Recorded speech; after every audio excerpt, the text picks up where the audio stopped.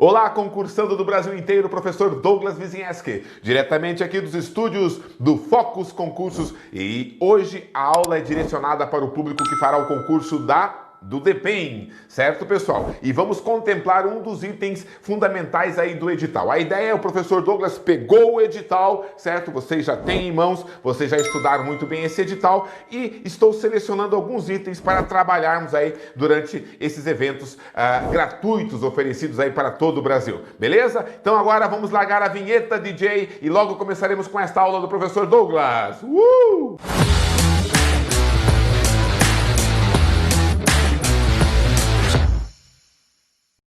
É isso aí, é isso aí. Estamos aqui, estamos de volta. Você vai fazer o concurso público do DPEM. Você está se preocupando com a disciplina de língua portuguesa. Você já pegou a lista de itens do edital e já foi estudando um por um. E como eu e como todas as pessoas fazem, você faz o quê? Você vai marcando um xizinho, ou vai sublinhando, ou um marca-texto. Este item já estudei. Aquele alívio, né?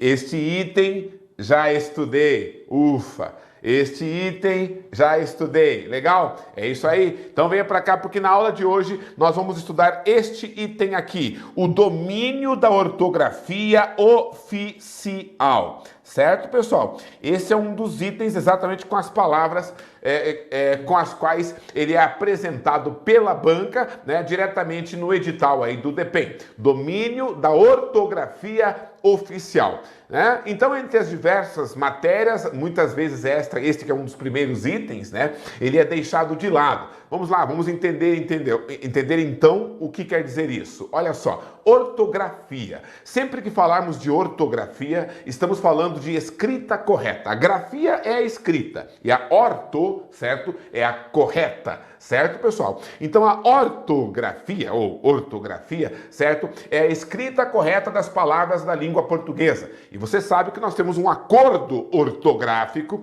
vigente. Sim. Então, não tenha dúvida de que o acordo que será cobrado na sua prova é o chamado novo acordo ortográfico.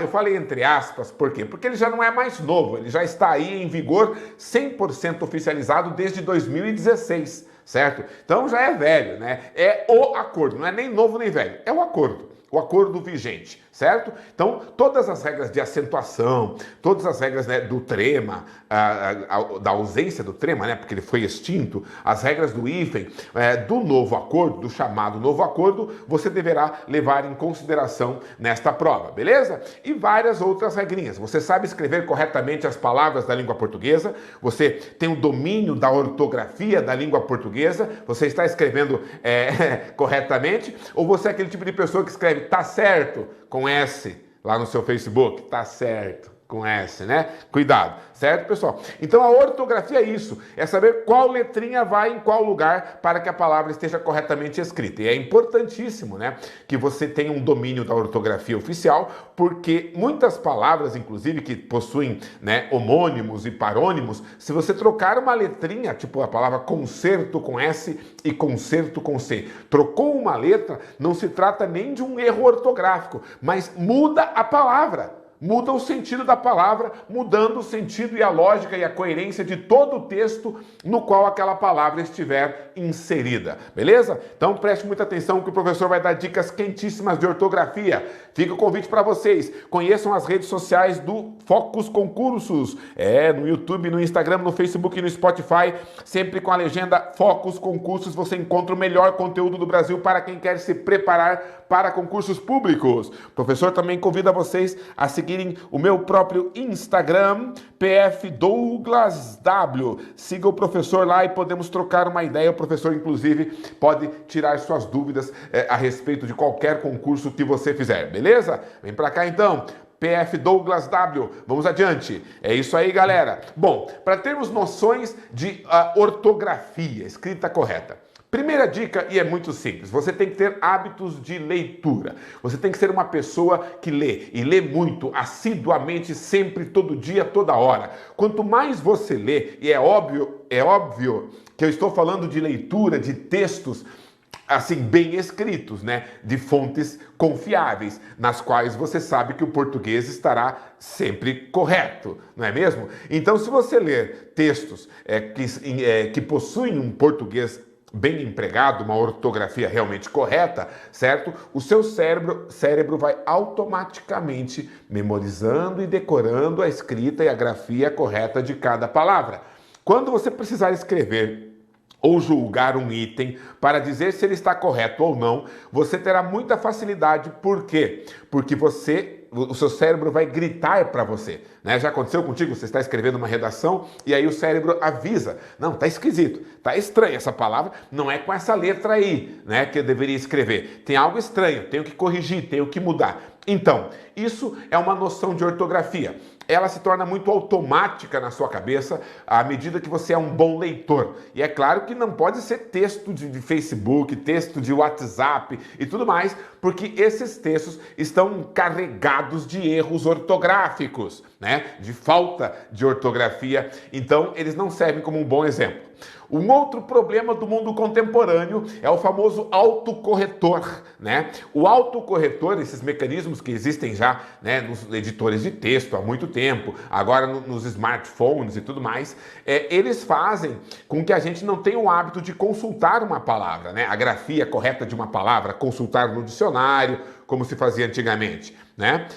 Você só pede ali, você vê se ele marcou, você troca, às vezes você troca errado de novo, ele marcou de novo, você troca mais uma vez até aparecer a palavra correta. Eu já vi pessoas fazendo isso. Então o que acontece? Você assim não aprende, o seu cérebro não faz aquele exercício, né, de tentar memorizar qual é a forma correta para não precisar novamente consultar no dicionário. Antigamente, quando a única forma de descobrir a grafia correta de uma palavra era consultar um dicionário, né, ou às vezes até, eu me lembro quando eu era pequeno, consultava o professor, né, e às vezes o professor ou um adulto qualquer, e às vezes o adulto parecia estar em dúvida. Daí a gente fala, não, acho que o adulto está errado, vamos procurar no dicionário. E aí quando a gente ia ao dicionário, a gente se esforçava por prestar atenção e memorizar, certo? A grafia correta daquelas palavras para não ter mais esse trabalho de ir para o dicionário pela mesma palavra. Voltava ao dicionário por outras. E papo vai, papo vem, virei professor de língua portuguesa. Beleza, pessoal? Então vamos lá. Vamos começar a conhecer, né, então, este universo da ortografia. Lembrando que a grande maioria das palavras da língua portuguesa, para você saber escrever corretamente, basta que você tenha visto essa palavra escrita corretamente uma vez, certo? Então o seu cérebro ele vai guardando, né, uma lista lexical de conjuntos de palavras, tanto que existe até aquele exercício que se você pegar um texto e pegar as palavras, apenas manter a primeira letra e a última letra de cada palavra e embaralhar as letras do meio, o seu cérebro consegue ler o texto. É incrível este fenômeno, né?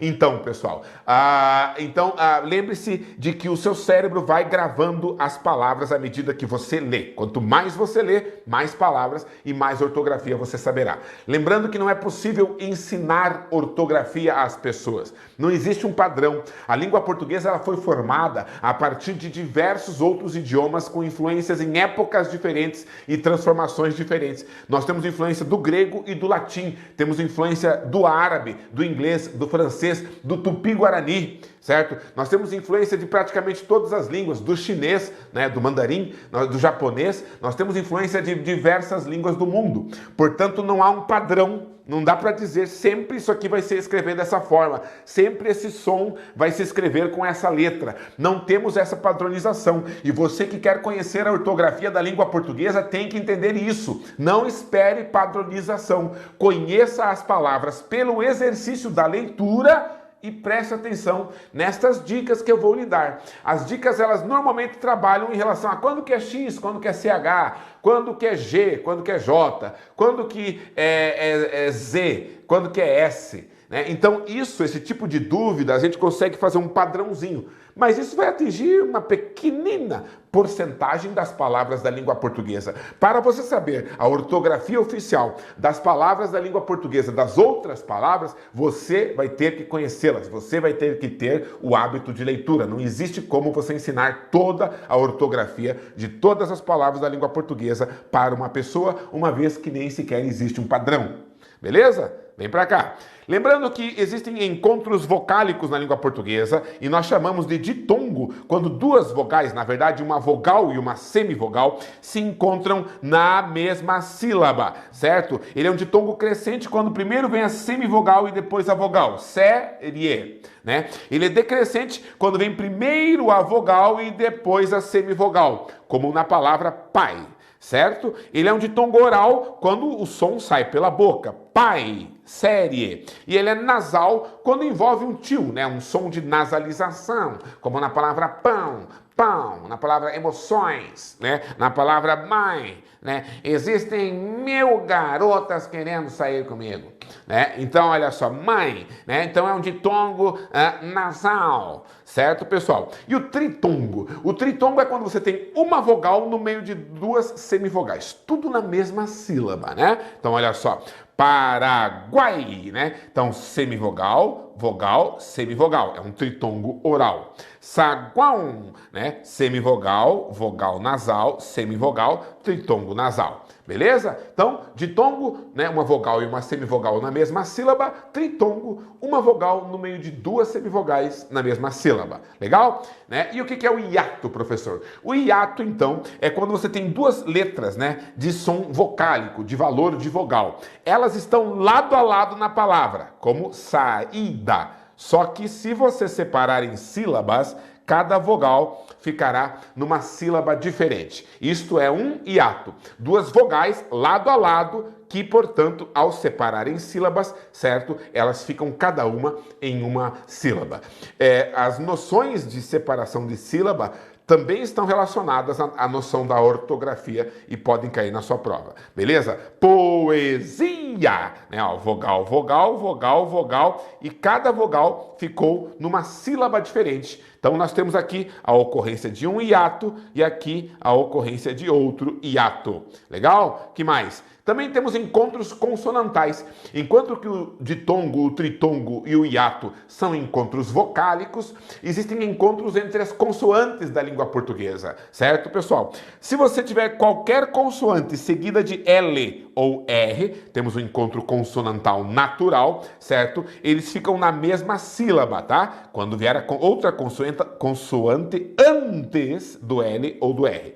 Então, pedra, ó, grudou, plano, atleta, crise, floresta e assim por diante, né? E quando você tem duas vogais e a segunda vogal, vogais não, duas consoantes, né? Duas consoantes e a segunda consoante, ela não é L ou R. Nesse caso, é obrigatório separá-las em sílabas diferentes, beleza? Porta, ritmo, lista, advogado, certo? Então, quando a segunda sílaba de um encontro consonantal, a segunda letra de um encontro consonantal for L ou R, elas ficam na mesma sílaba. Quando a segunda letra de um encontro consonantal, né, não for L ou R, for qualquer outra consoante, você separa em sílabas diferentes. Beleza? Combinado? Certo? Agora tem um problema. Não importa quais sejam as duas consoantes, se elas estiverem no início da palavra, não dá para você separá-las nunca. Porque eu não posso escrever assim, pneu, né? Eu não posso escrever gnomo, certo, pessoal? Né? Então, como é impossível deixar essa consoante sozinha, né? Então, não importa qual seja a segunda consoante, você vai manter na mesma sílaba, certo? Pneu é uma sílaba só, gnomo, uma sílaba duas, e psicólogo, 4 sílabas. Você entendeu? Então aqui as 3 regras de separação de sílabas com encontros consonantais. Pegou? Se é R ou L a segunda consoante na mesma sílaba, se a segunda consoante for qualquer outra, separa, e se for no início da palavra, obrigatoriamente fica junto. Beleza? E os dígrafos? Dígrafos é quando você tem 2 grafemas que geram apenas um fonema. Lembrando que grafema é a escrita, é a letra, e fonema é o som. Então, resumindo, um dígrafo é quando você tem 2 letras que geram apenas um som, certo? Na hora de pronunciar. Então, por exemplo, o LH, né? O lhe, né? Telhado, são 2 letras com apenas um som, é um dígrafo, né? O NH, como em marinheiro, o CH, como em chave, os dois R's no interior da palavra, como em carro, né? Os dois S's no interior da palavra, como em passo, né? Pode perceber que isso são dígrafos, porque são duas letras, mas geram apenas um som. Carro, passo, né? O Q e o U também, quando o U não é pronunciado, né? Queijo, né? Quiabo. O G e o U, quando o U não é pronunciado, aí é um dígrafo, são duas letras e apenas um som. Guerra, guia,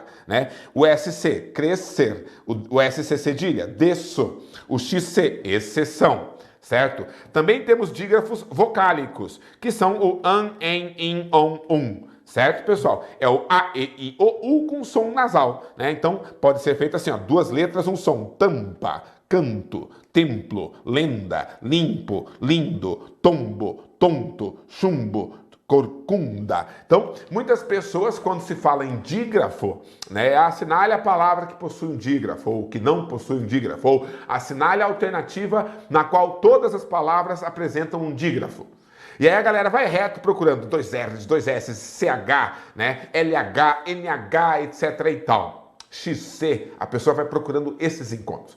E se esquece que uma palavra, por exemplo, como a palavra tampa, ela possui um dígrafo. A palavra lindo possui um dígrafo, porque o an, en, in, on, quando eles são representados por AM, AN, EM, EN, IM, IN, OM, ON, UN, eles são dígrafos também, porque é apenas um som. An, en, in, on, Pegou? É apenas um som, são dígrafos também. Então, quando houver uma questão que pede, né, que peça para você localizar dígrafos, esteja consciente também, né, dos dígrafos vocálicos, beleza? Porque eles também poderão estar presentes. E a divisão silábica, então? Quais são as regras básicas? Certo, pessoal? Bom, algumas regras que você deve seguir. Não se separam ditongos e tritongos, certo? Foi-se, averigou, né? Certo? Também não se separam os dígrafos CH, LH, NH, o GU e o QU, quando são dígrafos, tá bom? Então, chave, baralho, na mesma sílaba, banha, freguês e queixa, certo? Não se separam os encontros consonantais que iniciam sílaba, né? Psicólogo e refresco. Então, duas consoantes juntas no início de uma sílaba não são separadas. Separam-se as vogais dos hiatos, né? Caatinga, fiel, saúde. Se é um hiato, separa, claro. Separam-se as letras, né, dos dígrafos dois R's, dois S's, SC, SC cedilha e XC. Lembra? Você aprendeu isso na primeira série do primário, né? Carro, passarela, descer, nasço, excelente. Tá ok? Que mais? Separam-se os encontros consonantais das sílabas internas, excetuando-se aqueles em que a segunda consoante for L ou R. Nós já vimos isso. Apto, bisneto, convicção.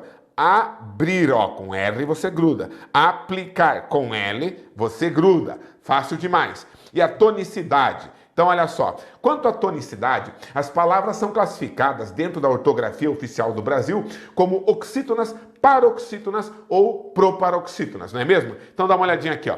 Oxítonas são aquelas em que a última sílaba é a mais forte. Lembrando que ela pode ser acentuada ou não, né? Então quer dizer, avó, urubu, parabéns. Basta que a última sílaba seja aquela pronunciada com mais força, né, com mais tonicidade, e você tem uma oxítona. E as paroxítonas, aquelas em que a penúltima, sempre contando de trás para frente, 1, 2. Penúltima é mais forte. 1, 2. 1, 2. Então, dócil, rapidamente, banana, certo? Então, paroxítonas são aquelas palavras que sempre possuem uma sílaba, né, uma sílaba depois da sílaba tônica, beleza? E as proparoxítonas são aquelas que possuem duas sílabas depois da tônica, né? Máximo, parábola, espécime, fácil. Vamos falar agora sobre regrinhas de ortografia em situações de sons parecidos, que nem X e CH, e que causam confusão nas pessoas. Pega o papel e a caneta e já vai memorizando aí para o seu concurso do DPEM. Olha só, X ou CH? Bom, após ditongo, galera, use o X, beleza? Então, a caixa, frouxo, peixe, certo? A exceção é o verbo recalchutar, que é, ó, tem um ditongo e é CH e seus derivados, tá bom? Após uma sílaba inicial EN, você usa X, tá? Enxame, enxada, enxaqueca. A única exceção são palavras que são iniciadas por CH e receberam o prefixo EN. Então, encharcar, ó, vem de charco, a palavra já tem CH. Você colocou EN, o prefixo, esse CH não vai virar X, né? Enchiqueirar, vem de chiqueiro, o CH continua. Encher e seus derivados também. Enchente, enchimento e preencher, aí você usa CH. Beleza? Após a sílaba inicial me, você usa X. Então, mexer, mexerica, mexicano, mexilhão e, é claro, na ortografia, como a língua portuguesa tem influência de diversos outros idiomas, para todas as regras ortográficas existem exceções. E a exceção, nesse caso, é a palavra mecha, obviamente falando de mechas de cabelo. Que mais? Em vocábulos de origem indígena ou africana, ou nas palavras inglesas que foram aportuguesadas, você vai escrever com X. O X da Xuxa, né? Certo, pessoal? Ó, abacaxi, chavante, orixá, xará, xerife, né? Que vem da palavra inglesa sheriff.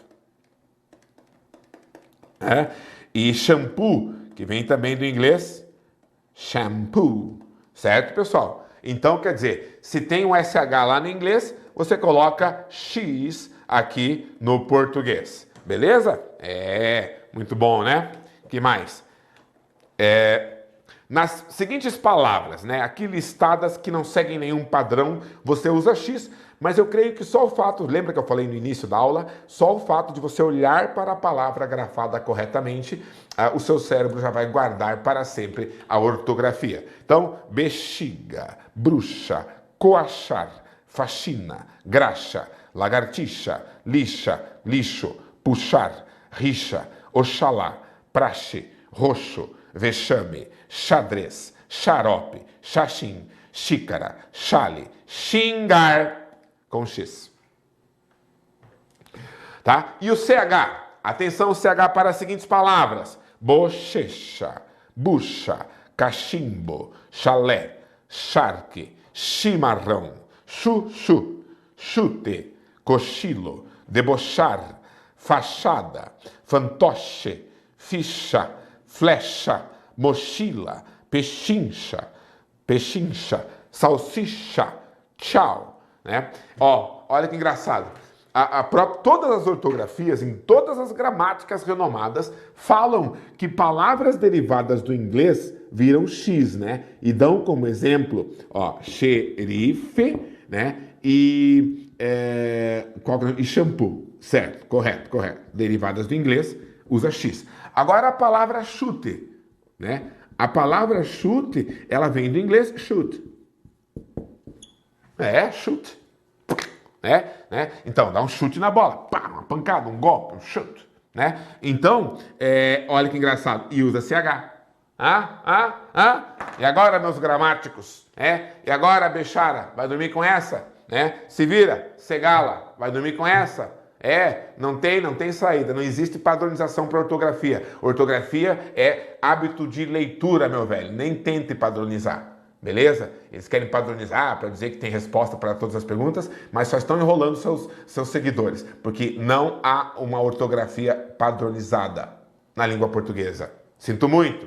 Aprendam a conviver com isso, né? Supere isso, né? Boa sorte. Então, olha só, que mais?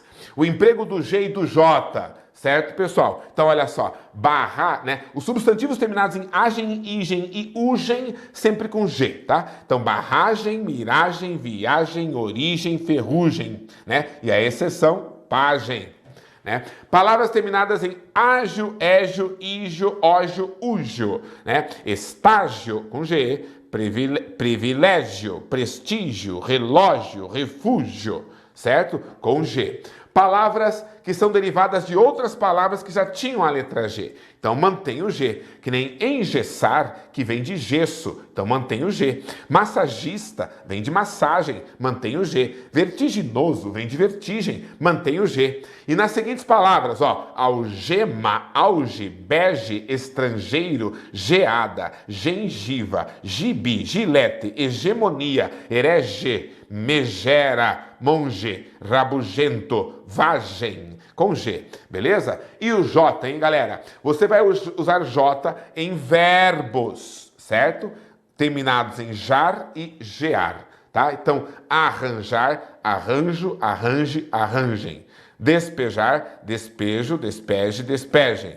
Gorjear, gorjeiem, gorjeiam, gorjeando. Enferrujar, enferruje, enferrujem. Viajar, viajo, viaje, viajem. Lembrando que eu estou falando dos verbos, né? Então, é importante que eles viajem hoje, certo?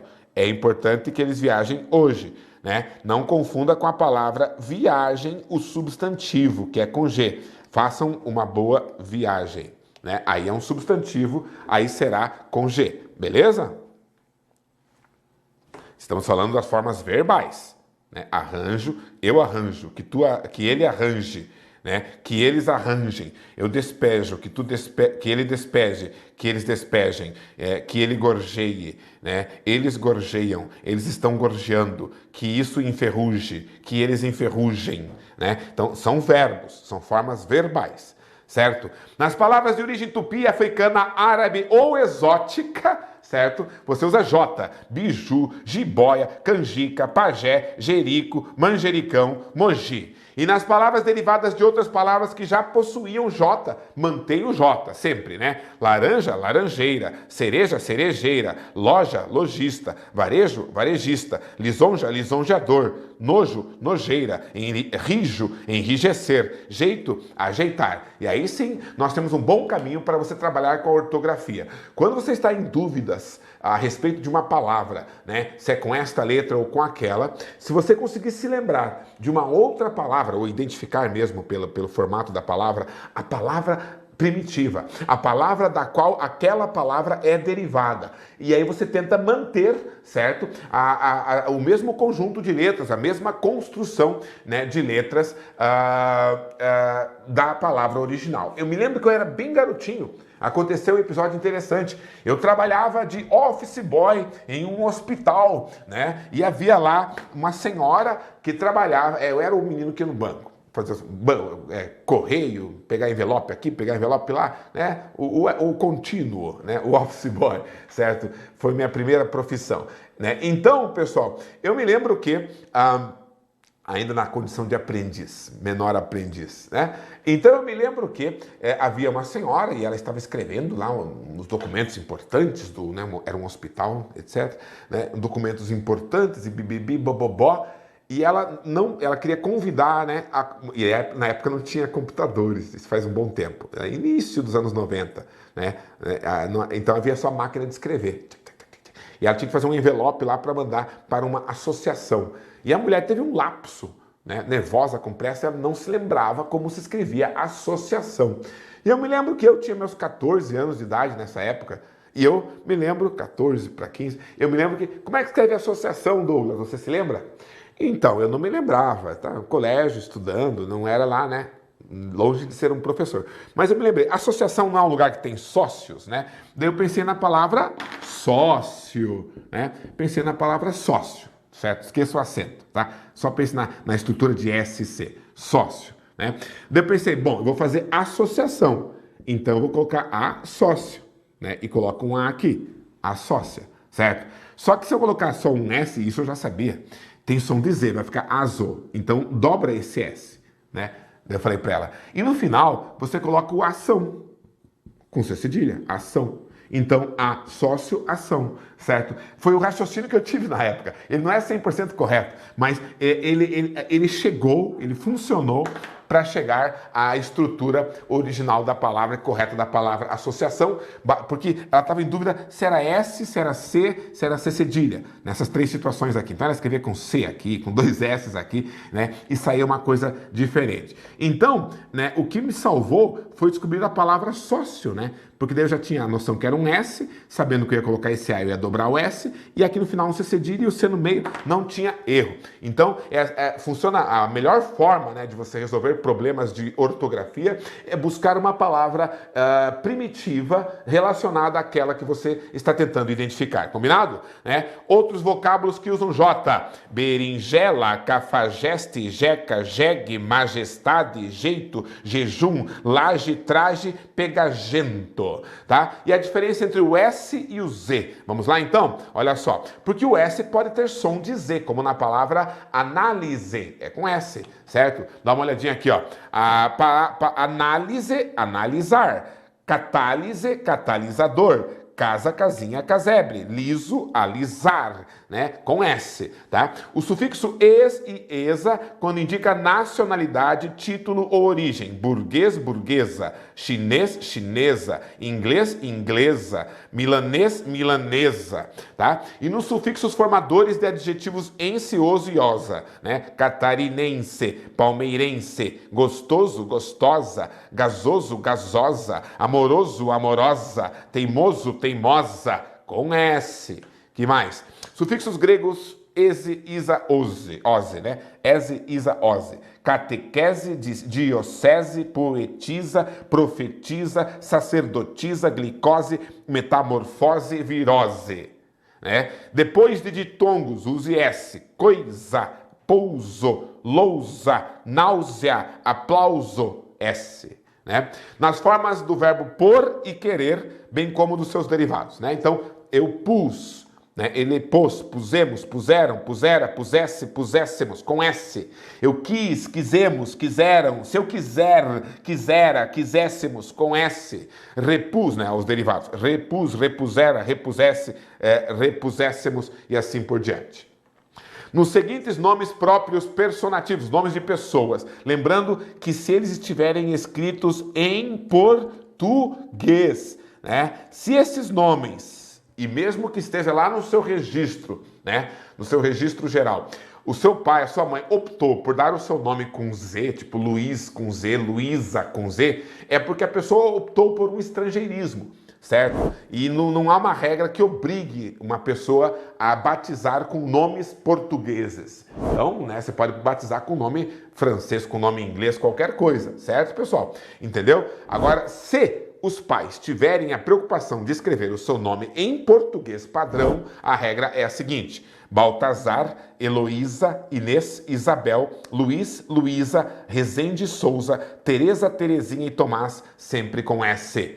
Também usamos S nos seguintes vocábulos. Memoriza comigo. Abuso, repete aí. Asilo, através, aviso, besouro, brasa, cortesia, decisão, despesa, empresa, freguesia, fusível, maisena, mesada, paisagem, paraíso, pêsames, presépio, presídio, querosene, raposa, surpresa, tesoura, usura, vaso, vigésimo, visita e assim por diante. E você vai usar o Z em palavras que já possuem um Z no radical, né? Deslize, deslizar, razão, razoável, vazio, esvaziar, raiz, enraizar, cruz, cruzeiro. Também nos sufixos es e esa, que formam substantivos abstratos a partir de adjetivos. Não confundam com o es e esa, certo? Aqui atrás, ó, que indicam nacionalidade e título. Burguês, burguesa, inglês, inglesa. Esse aqui, ó, são substantivos abstratos derivados de adjetivos. Então temos o adjetivo inválido. E aí, invalidez. Frio, frieza. Limpo, limpeza. Nobre, nobreza. Macio, maciez. Pobre, pobreza. Rígido, rigidez. Surdo, surdez. Beleza? São substantivos abstratos que derivaram de adjetivos. Certo? E também no sufixo izar e ização, né? Civilizar, civilização. Colonizar, colonização. Hospitalizar, hospitalização. Realizar, realização. Nos derivados de zauzeirozinho, zinhazinho, zauzeirozinho, zinhazito, zita. É um trava-línguas. Cafezal, cafezeiro, cafezinho, arvorezinha, cãozito, avezita. Nos seguintes vocábulos eu uso Z também: azar, azeite, azedo, amizade, buzina, bazar, catequizar, chafariz, cicatriz, coalizão, cuscuz, proeza, vizinho, xadrez, verniz, certo? Vocábulos homófonos, né? São palavras que têm o mesmo som e aí você usa o Z e o S para diferenciar um do outro. Cozer, de cozinhar, e cozer com S é costurar. Prezar, que é ter em consideração, e prezar, de prender, de fazer uma presa. Traz, do verbo trazer, e traz a parte posterior, com S, tá ok? Né? Cuidado que às vezes a letra X tem som de Z também, né? Exame, exato, exemplo, existir, exótico e inexorável. Beleza? Tá ok? Bom, é isso aí por hoje. A aula de iniciais maiúsculas e minúsculas é outra aula paralela à nossa aula de ortografia oficial para o DEPEN. Entre em contato com o pessoal do Focus Concursos e adquira um curso completo de língua portuguesa com o professor Douglas Wizienski também, que vai deixar você preparado para qualquer concurso do Brasil. Beleza? Foi um prazer estar com vocês durante esta aula aqui. Espero ter contribuído na sua percepção da forma correta de se escrever os vocábulos da língua portuguesa. Bons estudos para todo mundo, para quem vai fazer a prova do concurso, uma excelente prova e até a próxima aula com o professor Douglas Wizienski.